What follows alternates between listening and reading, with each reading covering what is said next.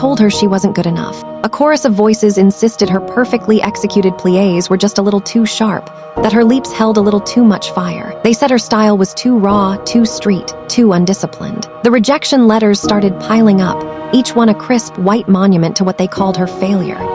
Every major dance academy she'd poured her soul into had slammed the door in her face. They made it clear she didn't belong. Anya crumpled the last letter in her fist, the paper groaning under the weight of her frustration. The world of pristine studios and silent, judgmental mirrors had shut her out. But here's the thing, they were right about one thing.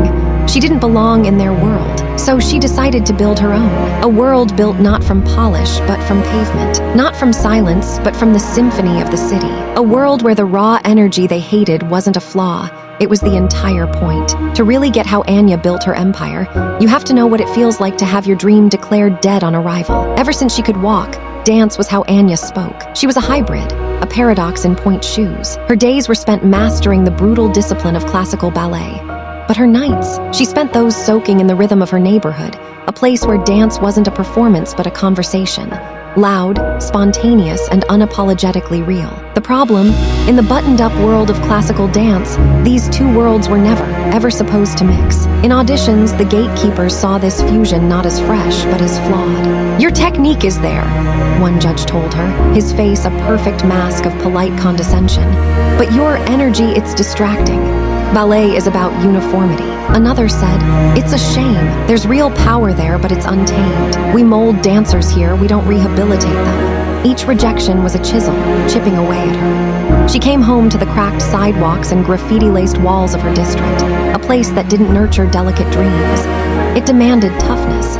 For weeks, she was just adrift. The fire that had fueled her for years was now just a flicker. She started to see her dream as a foolish, childish fantasy. The world had told her she was a failure, and for a terrifying moment, she almost believed it. But defeat has a funny way of making things crystal clear. One afternoon, sitting on a park bench, Anya was just watching the city pulse around her when she saw it. A group of kids, gathered around a boombox, were dancing with this explosive, uninhibited joy. No choreography, no teacher, just raw talent and a shared rhythm. They weren't trained, but they were brilliant. They moved with the same untamed energy the academies had punished in her. And looking at them, Anya didn't see a lack of discipline. She saw freedom. That's when an idea started to form, one that was equal parts dangerous and exhilarating. What if she stopped trying to get into their world and started building her own? Right here. What if she created a new language of dance, one that spoke with the precision of ballet and the soul of the street? She walked up to them, a classically trained ballerina stepping onto their concrete stage.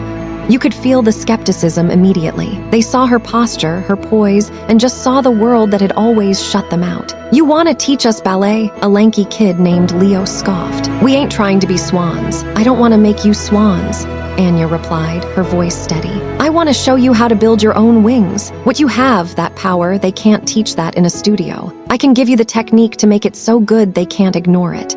It wasn't easy. She had to earn their trust with movement, not words. She didn't just teach, she danced with them. She showed them how a pirouette could melt into a freeze, how the clean lines of ballet could amplify the power of a pop-end lock. Slowly, skepticism turned into curiosity, and then into real commitment. Her first recruits weren't just dancers, they were the first believers. They took over an abandoned warehouse on the edge of the district. It was a cavernous space with boarded-up windows and a concrete floor. The air was thick with dust, sure, but also with pure determination. This was where the real work started. They were a motley crew, a collection of misfits united by passion. There was Maya, whose fluid moves hid a fierce shyness. There was Jax, whose power was simply breathtaking. And Leo, whose aggressive style was a shield for his deep-seated fear of failing. They were a family forged in sweat and struggle. But their journey wasn't without its enemies. News of Anya's little project reached the polished halls of the dance world. And of course, there were haters. Leading the charge was Victor, the star dancer from the city's most prestigious academy. He was everything Anya wasn't. Celebrated, pedigreed, and a total purist. He actually showed up at their warehouse one day, a smirk plastered on his face. "This is what you're building," he sneered, waving a hand at the graffiti-scarred walls. "An army of street urchins?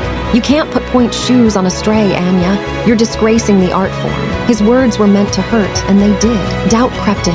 But then Anya looked at her crew. She saw the fire in their eyes, the way they held their heads a little higher each day. They weren't strays, they were stars in the making.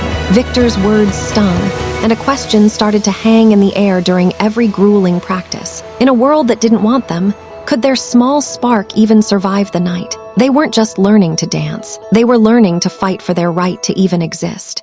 Their chance to prove everyone wrong came in the form of an underground competition, an annual battle for the city's most innovative crews. It was held in a decommissioned subway station, a gritty cathedral of steel and concrete. This was their stage, not some pristine, elevated platform, but a raw, democratic circle where only talent mattered. When they stepped out, a hush fell over the crowd. They looked like a walking contradiction, ballerinas in combat boots, street dancers with the posture of royals.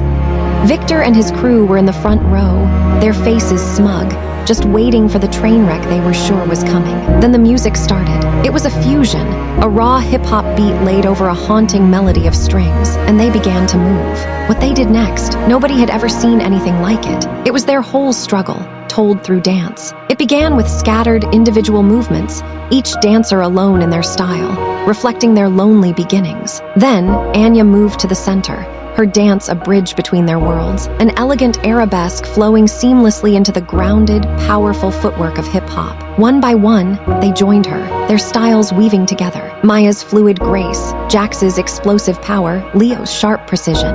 It all merged into a single, breathtaking storm of disciplined chaos. The performance peaked with a move they had practiced until their bodies screamed. The troupe formed a circle around Anya, and in a show of impossible strength, lifted her high above them. She didn't pose like a delicate ballerina in a music box. She held herself like a warrior, arms outstretched not in a plea, but in command. She wasn't just a star surviving the night, she was the sun rising.